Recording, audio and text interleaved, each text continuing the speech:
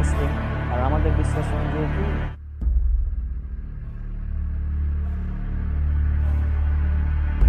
তা যদি তুমি তো কাল হ্যাপি নিউ ইয়ার বলছো পরশু দিন, যদি বেশি কথা বলিস তো এমন অবস্থা করবো। বলবে যাবেন। জি ভাই, ভিতরে আসুন। স্বাস্থ্যের ক্ষতি হবে, তাহলে কিছু বিস্কুটটা খাবো। আর কোনো ডেট ওভার বিস্কিট, ডেট নাই বিস্কিটের, ওটা খাবে তুই না? তো যেখানে একটা ডেট ওভার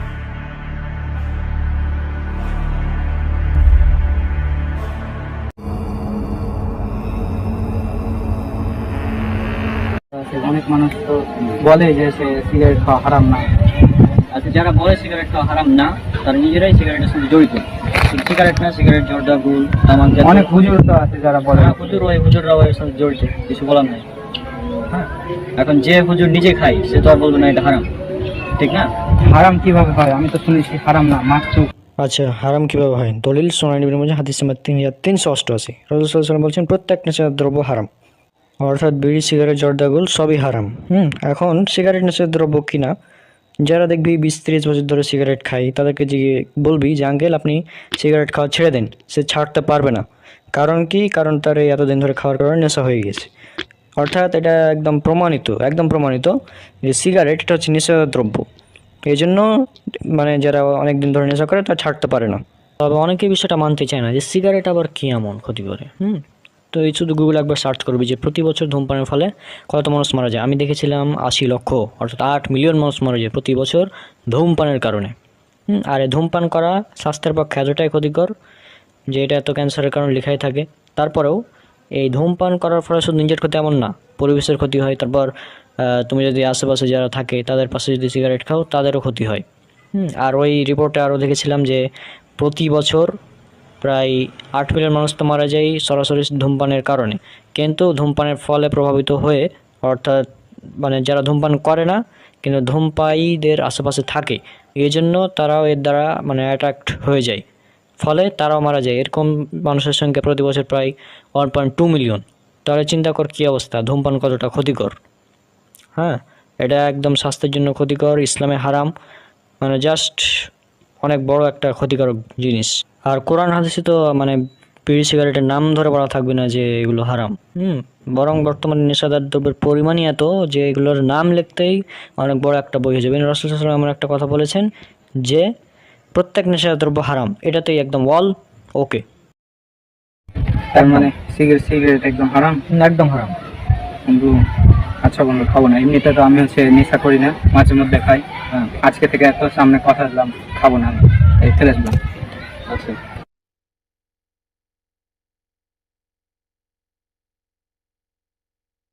আচ্ছা বন্ধু, ধন্যবাদ বন্ধু।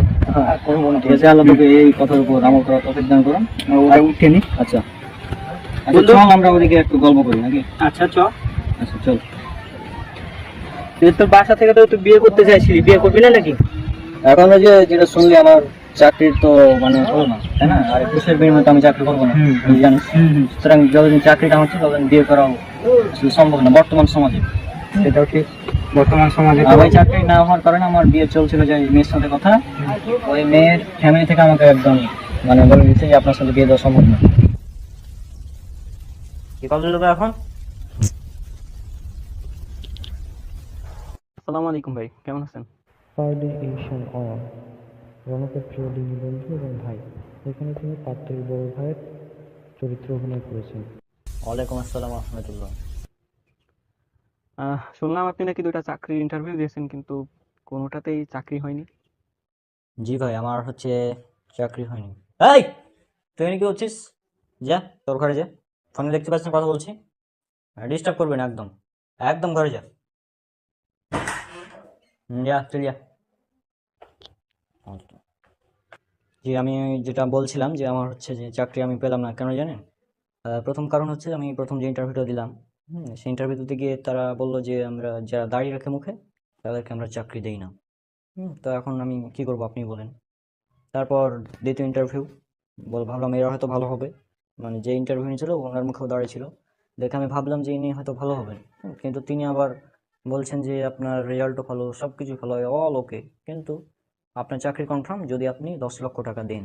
মানে সে আমার কাছে 10 লক্ষ টাকা ঘুষ চাচ্ছে। আমি যদি তাকে 10 লক্ষ টাকা ঘুষ দিই তাহলে সে মানে আমাকে চাকরিতে নিবে, না হলে নিবে না। তা আমি কিভাবে করে এই ঘুষের বিনিময়ে চাকরি? আসলেই আমরাও আসলে আপনার জন্য বেশ দুঃখিত, জি। কিন্তু ভাই যদি কিছু মনে না করেন তাহলে একটা কথা বলতাম। জি, আমি কিছু মনে করবো না, আপনি বলুন, নো প্রবলেম, বলুন, নিশ্চিন্তে বলুন। দেখেন, আমাদের হচ্ছে একমাত্র বোন, তো আমরা তো চাইবোই যে আমাদের বোন ভালো জায়গায় যাক, ভালো থাকুক। আপনি এখনো বেকার, চাকরি করেন না, আর এদিকে আমাদের বোনের জন্য আসলে অনেক ভালো একটা সম্বন্ধ আসছে।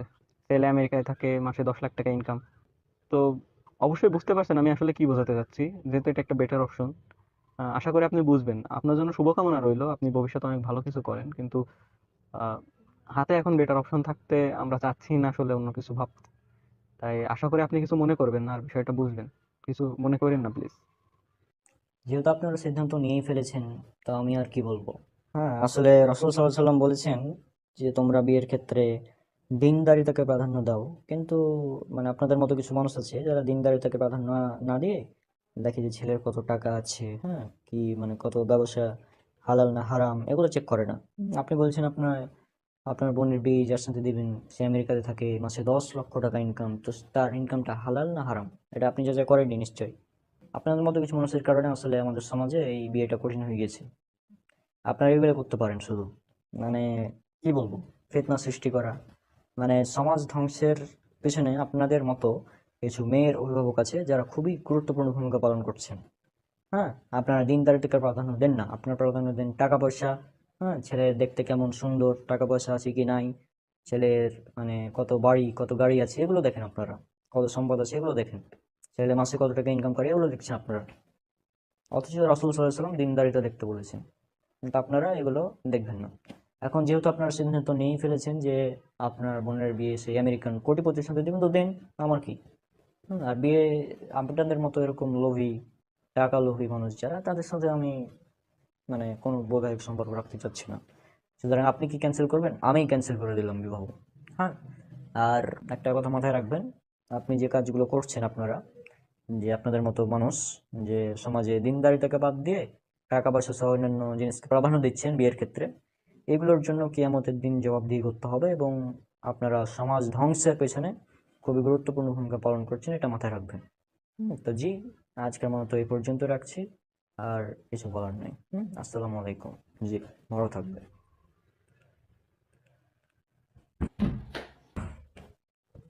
কিন্তু এটা অনেক ব্যাপার, চলো দিকে তুমি গল্প করি। আচ্ছা আচ্ছা। আচ্ছা।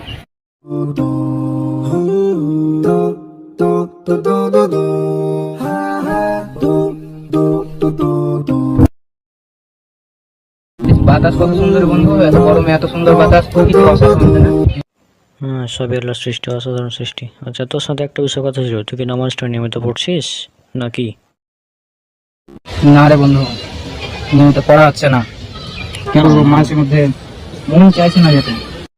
এখন এটা তোমার দায়িত্ব, তুই যেহেতু আমার বন্ধু, বেস্ট ফ্রেন্ড, তাই না? অনেক হাদিসে নামাজের গুরুত্ব সম্পর্কে বলা হয়েছে, এবং পবিত্র কোরআনের একটি আয়াত আছে, এটা পবিত্র কোরআনের সূরা মুদাসসির সূরা নম্বর 74 আয়াত 42 এবং 43। আল্লাহ সুবহানাহু ওয়া তাআলা বলছেন, সেদিন অপরাধীদেরকে জিজ্ঞেস করা হবে যে কিসে তোমাদেরকে জাহান্নামে নিক্ষেপ করলো। অপরাধীরা বলবে, আমরা সালাত আদায়কারীদের অন্তর্ভুক্ত ছিলাম না, অর্থাৎ আমরা নামাজ পড়তাম না। তাহলে আমরা কি পেলাম, যে জাহান্নামে যাওয়ার প্রধান কারণ হচ্ছে নামাজ না পড়া। তারপর এটা সূরা প্রায় অনেকে জানি, ছোট সূরা, সূরা মাউন 107 নম্বর সূরা আয়াত 4 এবং 5। এখানে বলা হচ্ছে, দুর্ভোগ যেসব নামাজীদের জন্য যারা তাদের নামাজে অলস। তাহলে চিন্তা কর, যারা তাদের যেসব নামাজে অলস তাদের মানে জন্য দুর্ভোগ, তাহলে যারা নামাজ পড়ে না তাহলে তাদের কি অবস্থা হতে পারে একবার চিন্তা কর। রাসূল সাল্লাল্লাহু আলাইহি সাল্লাম বলেছেন, এটা আছে সহিহ মুসলিম হাদিস নম্বর 148 এবং 149, যে আমাদের এবং কাফিরদের মধ্যে পার্থক্য হচ্ছে সলাৎ ত্যাগ করা। যে ব্যক্তি সলাৎ পড়ে সে মুসলিম, যে ব্যক্তি সলাৎ পড়ে না সে মুসলিম নয়। এছাড়াও আরও অনেক হাদিস আছে, যেমন কিতাবুল ঈমান জামে তিরমিজিতে উল্লেখ করা আছে 2622 নম্বর হাদিস, যে রাসূল সাল্লাল্লাহু আলাইহি ওয়াসাল্লামের প্রত্যেক সাহাবী অন্য কোনো আমল ছেড়ে দেওয়াকে কুফরি মনে করতেন না, সলাৎ ছেড়ে দেওয়া ব্যতীত। অর্থাৎ তারা অন্য কোনো আমল ছেড়ে দেওয়াকে কুফরি মনে করতেন না, কেবলমাত্র সলাৎ ছেড়ে দেওয়া ব্যতীত। অর্থাৎ কেউ যদি না মানে রোজা ছেড়ে দিত সেটা কুফরি না, কেউ যদি হজ ছেড়ে দিত সেটা কুফরি মনে করতেন না, কেবলমাত্র কেউ যদি সলাৎ ছেড়ে দিত তাহলে সেটা তারা কুফরি মনে করতেন। নাসাই হাদিস নম্বর 465, রাসূল সাল্লাল্লাহু আলাইহি ওয়াসাল্লাম বলছেন, কিয়ামতের দিন সর্বপ্রথম যে আমলের হিসাব নেওয়া হবে সেটা হচ্ছে সলাৎ। যা সলাৎ ঠিক থাকবে তার বাকি আমলগুলোও ঠিক থাকবে। এখন একটা বিষয় চিন্তা কর, আমি একটা পরীক্ষা দিচ্ছি, এখন আমার গণিতের খাতা দেখা হচ্ছে, এখন আমি যদি গণিতে মানে 0 পাই তাহলে কি আমার রেজাল্ট পাস আসবে না ফেল আসবে? পাস আসবে না ফেল আসবে? ফেল আসবে, অবশ্যই ফেল আসবে, তাই না? আবার এখানে আরেকটা বিষয় চলে আসে, অনেকে বলে যে আমি 4 ওয়াক্ত নামাজ পড়ি, 5 ওয়াক্ত পড়া হয়নি। হ্যাঁ? ওরা বলে, অনেকে বলে, অনেকে বলে না যে আমি নামাজ পড়ি তো 4 ওয়াক্ত পড়ি, ফজরেরটা পড়তে পারি না। এখন যত হচ্ছে, একটা হচ্ছে ইচ্ছাকৃত ছেড়ে দেওয়া, আর একটা হচ্ছে মানে মানে ভুল, মানে ছুটে গেছে আর কি, ঘুমের কারণে, বিভিন্ন কারণে, দুটা কারণ।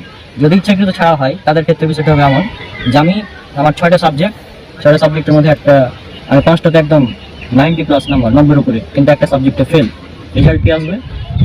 রেজাল্ট প্লাস ফেল আসবে। তো সেরকম বিষয়টা হচ্ছে, আমি 5 ওয়াক্ত নামাজ, এখন আমি যদি 4 ওয়াক্ত পড়ি তো এই 4 ওয়াক্তটা কাউন্ট হবে না, আসলে ফেল আসবে রেজাল্টটা হিসাবে। আসলে নামাজের গুরুত্বটা অনেক, আমাদের রাসূল সাল্লাল্লাহু আলাইহি ওয়াসাল্লাম তিনি বলেছেন, এছাড়াও হাদিসে অনেক বিষয়গুলো আছে। আর এটা আমার দায়িত্ব ছিল তোকে জানিয়ে দেওয়া। আর মানে যাই কর, নামাজটা না ছাড়লেই হয়, আসলে নামাজটা তো পড়তে বেশিক্ষণ লাগে না, তাই না? আমাদের ফরজ সবার কিছু 17 রাকাত, ফজরের 2, আসরের জোহরের 2, জোহরের 4, আসরের 4, মাগরিবের 3 আর এশার 4, 17 রাকাত হচ্ছে ফরজ। এটি পড়া বাধ্যতামূলক, কারণ কেউ যদি সুন্নাত নাও পড়ে কোনো সমস্যা নেই। অনেকে আবার বলে যে সুন্নাত পড়াই লাগবে, বাধ্যতামূলক, এমনটা না। সুন্নাত না পড়লেও সমস্যা নেই, তবে সুন্নাত পড়লে অনেক ফজিলত রয়েছে, যেমন সুনান তিরমিজির 415 নম্বর হাদিস, যে কেউ যদি নিয়মিত 12 রাকাত সুন্নাত সালাত আদায় করে তাহলে তার জন্য জান্নাতে একটি ঘর নির্মাণ করা হবে। জান্নাতে একটি ঘর, এখন চিন্তা করেছি জান্নাতের ঘর। আমরা পৃথিবীতে একটা ঘরের জন্য কত পরিশ্রম করি, তাই না? কত ভালো রেজাল্ট, তারপর টাকা পয়সা ইনকাম করি। সেখানে আমি যদি 12 রাকাত সুন্নাত করি তাহলে আমাদের জান্নাতে একটি ঘর নির্মাণ করা হবে। আর জান্নাতের ঘর তো পৃথিবীর মতো অবশ্যই না, এগুলো পরে কি আলাদা। তো আমাদের এগুলো পড়া উচিত, অন্তত ফরজটা পড়া উচিত। হ্যাঁ, আর নামাজ অনেকে একসাথে ধরতে পারবে না, যারা বেনামাজি, একসাথে ধরা সম্ভব না। তাকে মানে ছেড়ে ধরতে হবে আর কি। প্রথমে মনে করবো যে আমি এই মাগরিবের সালাতটা জীবনও ছাড়বো না, যাই হয়ে যায়। প্রথমে মাগরিব ধরলাম, তোরা মাগরিব এশা অন্যান্যগুলো, আমি তো নিজে একসময় নামাজ পড়তাম না, হ্যাঁ, তো আমি সর্বপ্রথম মাগরিব নামাজটা ধরলাম, তারপর মাগরিব এশা, তারপর ধীরে ধীরে আমি নামাজগুলো ধরেছি। এরপর থেকে আমার নামাজটা আসলে ছুটে না, হ্যাঁ। আর এটা আসলে অভ্যাসের ব্যাপার, যদি অভ্যাস হয়ে যায় তাহলে নামাজ না পড়লে আসলে কেমন লাগবে, যদি অভ্যাসটা হয়ে যায় আর কি। তো এটা খুবই জরুরি, নামাজ আমাদের নিয়মিত পড়তে হবে। আর এখানে আরেকটা বিষয়, আমাদের মধ্যে অনেকে আছে, অনেকেই পাপের সাথে জড়িত বর্তমানে। কোন পাপ? সব ধরনের পাপ, হ্যাঁ, কিন্তু পাপ করা এক জিনিস, প্রকাশ করা একটা বড় জিনিস। মানে প্রকাশ করা যাবে না। হ্যাঁ, এবং রাসূল সাল্লাল্লাহু আলাইহি ওয়াসাল্লাম বলেছেন, সহিহ বুখারী হাদিস নাম্বার 669 এবং 77, তিনি বলছেন যে আমার প্রত্যেক উম্মতি ক্ষমা পাবে, তবে প্রকাশকারী ব্যতীত, অর্থাৎ যে পাপ প্রকাশ করবে তাকে ব্যতীত প্রত্যেককে ক্ষমা করে দেওয়া হবে। কেন? কারণ আল্লাহ সুবহানাহু ওয়া তাআলা আমার পাপটি গোপন রেখেছেন, কিন্তু আমি বলে দিলাম পরের দিন যে শোনো আমি এই পাপটা করেছি গতকালতে, এরকম। এই কারণেই মূলত পাপ ক্ষমা করা হবে না, প্রকাশ করার কারণে। অর্থাৎ পাপ করলেও আমাদের পাপটা প্রকাশ করা যাবে না, অর্থাৎ গোপনে যদি পাপ হয়ে যায়, গোপনে আল্লাহর কাছে ক্ষমা চাইবো, কিন্তু ওই পাপটা প্রকাশ যেন না হয়। হ্যাঁ, এটা জানতো না। সুতরাং আমাদের পাপ প্রকাশ করা যাবে না। পাপ তো এখন বিনা পাপে কে আছে বর্তমানে? আর বর্তমানে পাপ করে না এমন কেমন কোনো মানুষ আছে কি? এটা তো টেকনোলজির যুগ, এখন আসলে সব পাপ আমাদের হাতের মুঠোয়, আমরা এখন যা ইচ্ছা তাই করতে পারি। আরেকটা বিষয়ের কথা ছিল, সেটা হচ্ছে আমাদের মধ্যে অনেকেই সোশ্যাল মিডিয়াতে গান বাজনা শেয়ার করে, নাটক সিনেমা দেখে। হ্যাঁ, এখন আমি যদি গান নিজে শুনি, আমি একটা নাটক সিনেমা দেখলাম, এটা হচ্ছে আমার গুণাগার একটা। এখন আমি যদি এটাকে শেয়ার করি তাহলে আমার মাধ্যমে যতজনে গান শুনবে বা সিনেমা দেখবে, নাটক দেখবে, তাদের সমপরিমাণ আমলনামা আমার আমলনামা দিয়ে দেওয়া হবে। এটা কিন্তু আমি বানিয়ে বলছি না, এটা রাসূল সাল্লাল্লাহু আলাইহি ওয়াসাল্লাম তিনি বলেছেন। সহিহ মুসলিমের হাদিস 6697, তিরমিজিতে আছে 2674 এবং আবু দাউদে 4609। একদম বলেছে যে ব্যক্তি কোনো মানুষকে ভালো কাজের দিকে ডাকবে, সে তার সমপরিমাণ মানে আমলনামায় সওয়াব পাবে, তার ভালো কাজের সওয়াব পাবে। আমি যদি কাউকে একটি ভালো কাজের আদেশ দিলাম, ওই ভালো কাজটা যতজন পালন করবে তাদের সমপরিমাণ নেকি আমার আমলনামায় দেওয়া হবে। একইভাবে সমপরিমাণ পাপ, যদি আমি কোনো পাপ করি, পাপটা শেয়ার করি, তাদের সমপরিমাণ পাপ আমার আমলনামায় দিয়ে দেওয়া হবে। সুতরাং এটা অনেক পাপ হয়ে যাবে। এখন বিষয়টা হচ্ছে, আমি যদি একটা গান শেয়ার করি আর সেই গানে যদি 1 মিলিয়ন ভিউ হয়, তাহলে ওই 1 মিলিয়ন মানুষের যে পাপ, সে পাপ আমার আমলনামায় দিয়ে দেওয়া হবে। এখন আমরা নিজেদের পাপ নেই মানে পারি না, টানাহেঁচড়া করতে হচ্ছে, সেখানে যদি 1 মিলিয়ন মানুষের পাপ দেওয়া হয় তাহলে কি অবস্থা হতে পারে? ভাই অনেক, তো তাহলে কি অবস্থা হবে? তো সেই জন্য আমি বলি যে পাপ তো হবেই, পাপ ছাড়া কেউ থাকতে পারবে না, খুবই মুশকিল। আমাদের পাপ থেকে তওবা করতে হবে এবং পাপ শেয়ার করা যাবে না, এটা হচ্ছে মূল কথা। আর গোপনে পাপ হয়ে গেলে গোপনে আল্লাহর কাছে ক্ষমা যেতে হবে। এখানে ভুলে বলা যাবে না যে আমি এটা করেছি, এই করেছি, সেই করেছি, হ্যাঁ, এগুলো বলা যাবে না। নতুন কিছু শিখলাম বন্ধু আছে। বন্ধু আমাকে একটা কথা বলতো, আমি যে এই দুইটা পরে আছি, এই দুইটা পরে খেলা কি হারাম? ঘড়ি আর হাতে আংটি? না, ঘড়ি পরাটা হারাম না, হাতে আংটি পরাটা হারাম না। পুরুষদের জন্য শুধুমাত্র সোনা হারাম, সোনার আংটি এগুলোই হারাম। সোনা পুরুষদের জন্য হারাম, এটা তিরমিজির হাদিস 1720। হাদিস চলে গেছে পুরুষদের জন্য সোনা হারাম, তবে মেয়েরা পড়তে পারবে, পুরুষরা নয়। পুরুষরা সোনা বাজাতে যদি রূপার আংটি বা সাধারণ আংটি হয় তাহলে পড়তে পারে, সমস্যা নেই। যেমন সে মুসলিম হাদিসের মধ্যে হয়েছে 92তে রাসূল সাল্লাল্লাহু আলাইহি ওয়াসাল্লামের একটা আংটি ছিল, রূপার আংটি, যেটাতে লেখা ছিল মোহাম্মদুর রাসূলুল্লাহ। আসলে এটা তার সিল হিসেবে কাজ করতো। কিছু বিষয় না, আর ঘড়ি তো এটা তো কোনো ইবাদতের বিষয় না, এটা হারাম হওয়ার কিছু নেই। আচ্ছা, এটা জাস্ট টাইম দেখার একটা মাধ্যম। করে থাকতে হবে। হ্যাঁ, no problem। আচ্ছা, তো আজকে আর কি বলবো, আজান তো সময় আজানের সময় হয়ে গেছে বন্ধু, আর 30 মিনিট আছে। অনেক কথা বললাম, কিছু খাওয়া ঠান্ডা খালি। হ্যাঁ, কি খাবি? বন্ধু কোকা-কোলা খাই। এ? কোকা-কোলা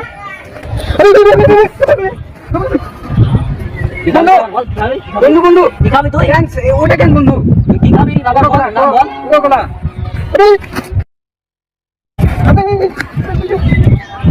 কি খাবি? পাগল হয়ে গেছিস নাকি? আমি তো সিগারেট খাওয়ার কথা বললাম, মদ খাওয়ার কথা বললাম। ফোন করে দেবো। বন্ধু বন্ধু থাম থাম থাম, কেন কেন কেন কেন? আমি তো কোনো খারাপ কিছু কথা বলিনি, বলেছি কি তোর ওটা নিচে রাখ, আমি তোর কাছে আসছি। তোর ওটা নিচে রাখ, তোর ওটা নিচে রাখ, তোর ওটা নিচে রাখ। হ্যাঁ বন্ধু, কেন আবার আবার ওটার দিকে তাকাচ্ছে? আমি এখানে যাই না তো। আচ্ছা ঠিক আছে, আমার ছিনা আগে শুন, বল শুন। তো আমি তো বুঝলাম সিগারেট খাওয়া হারাম, সিগারেট হারাম জিনিস তুই বুঝালি আমাকে, সুন্দরভাবে বুঝলাম। কিন্তু কোকা-কোলা কি দোষ করলো? কোকা-কোলা তো এই পর্যন্ত শুনি কিছু হারাম বলে আমি তো শুনিনি কোনোদিন, তো কোনোদিন হারামও বলেনি। কোকা-কোলা এটা তুই যে আমাকে যেভাবে তাড়লি, চোরেরা মনে হয় তাড়ে না লোকজনদের, এমন ভাবে খেপে গেছে। হোয়াট? শুন, কোকা-কোলা এই জিনিসটা কি জানিস? সেটা হচ্ছে, এই প্রোডাক্টটা হচ্ছে ইসরায়েলের। তারা মানে কোকা-কোলার একটা পার্সেন্টেজ পায়, সেটা ইসরায়েল পায় হ্যাঁ। কোকা-কোলার পার্সেন্টেজ। হ্যাঁ, তারা 1 টাকা পায়, এই টাকা দিয়ে অস্ত্র বানায় এবং ফিলিস্তিন মুসলিমদেরকে হত্যা করে। তা আমরা কোকা-কোলা খাওয়া মানে কি আমাদের নিজের মুসলিম ভাইদের রক্ত খাওয়া, একই ব্যাপার। হ্যাঁ, শুধু কোকা-কোলা না, এই আমি তো এইভাবে কোনোদিন চিন্তা করে দেখি। কোকা-কোলা না, শুধু কোকা-কোলা না, এর মতো আর অনেক আছে, যেমন এই কোম্পানির কোকা-কোলা কোম্পানি, যেমন 7up আছে এর মধ্যে, আর অনেক সেখানে পেপসিকো কোম্পানি। হ্যাঁ, তো এই কোকা-কোলার মধ্যে এরাও ইসরায়েলের আর কি। পেপসিকো ইসরায়েলের, হ্যাঁ, পেপসিকো ইসরায়েল থেকে সাপোর্ট পায়, ইসরায়েলের সাপোর্ট পায়। হ্যাঁ, মানে এরা ইসরায়েলের একটি, মানে ইসরায়েলের একটি অংশ যায় আর কি, মানে এই পণ্যগুলোর একটা অংশ ইসরায়েলে যায়। টাকা এজন্য হচ্ছে আমি এভাবে রিয়াক্ট করলাম।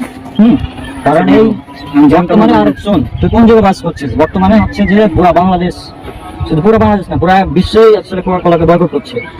হ্যাঁ, সেখানে তুই কোকা-কোলার নাম নিলি, সেখানে আমি কি রিয়াক্ট করবো? মাফ করে দেবো বন্ধু, আমি জানতাম না, এই তথ্য সম্পর্কে জানতাম না।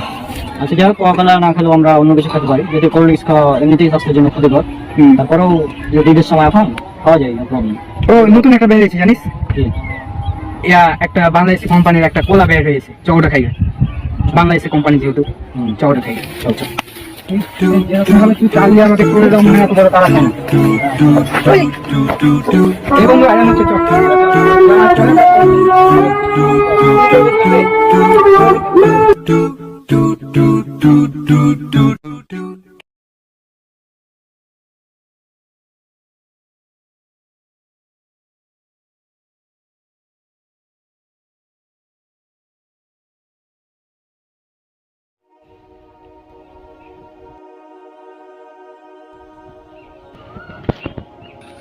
কি খবর?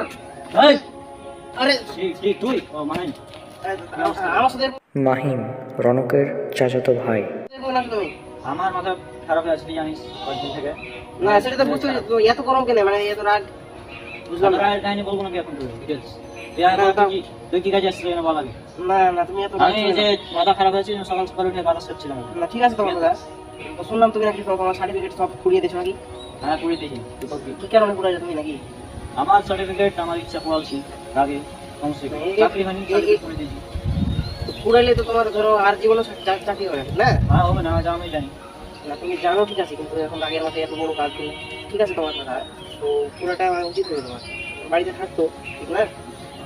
হ্যাঁ, বল কি কাজ আছে? ও কথা হলো তোমার, মানে আমার একটা বন্ধু আছে বুঝছো, হ্যাঁ। মানে পরিচিত, ওর ওখানে নাকি জবের জন্য লোক নিয়ে দেবে। হ্যাঁ, আচ্ছা, তো তুমি যেতে চাও তাহলে ওর সঙ্গে কথা বলতাম। আচ্ছা, দেখি কথা বল, কি বলে দেখা যাক। আমি কথা বলে দেখি, তাহলে যদি ভালো হয় হয়, ভালো, যদি হয় তাহলে বলবা, ঠিক না? অবশ্যই। ঠিক আছে, তাহলে আমাকে ফোন ওখানে তো সার্টিফিকেট লাগবে না নাকি? না সার্টিফিকেট থাকবে না, তোমার এমনি খালি ইয়ারটা দেখলি। আচ্ছা, ঠিক আছে, বল।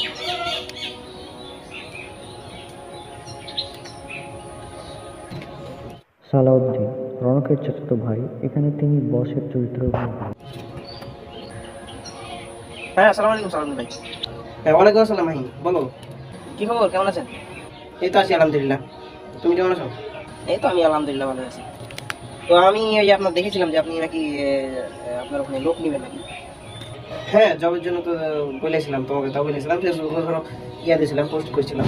হ্যাঁ, ওই জন্য আপনাকে ফোন দিলাম আর কি। মানে আমার একটা ভাই আছে আর কি, বড় ভাই। ও তোমার বড় ভাই? তো ওর একটা জব প্রয়োজন খুব। হ্যাঁ, তো আমি ওকে কি আপনার কাছে পাঠাবো নাকি? আচ্ছা ঠিক আছে, পাঠিয়ে দাও। কখন পাঠাবো তাহলে ওকে? আজকে বিকালে পাঠিয়ে দাও। আচ্ছা ঠিক আছে, আমি ওকে বলে দিচ্ছি আজকে বিকালে চলে যাবো। ঠিক আছে, আসসালামু আলাইকুম। ওয়ালাইকুম আসসালাম। হ্যাঁ, আমি কথা বললাম তো বিকালে রাখুন।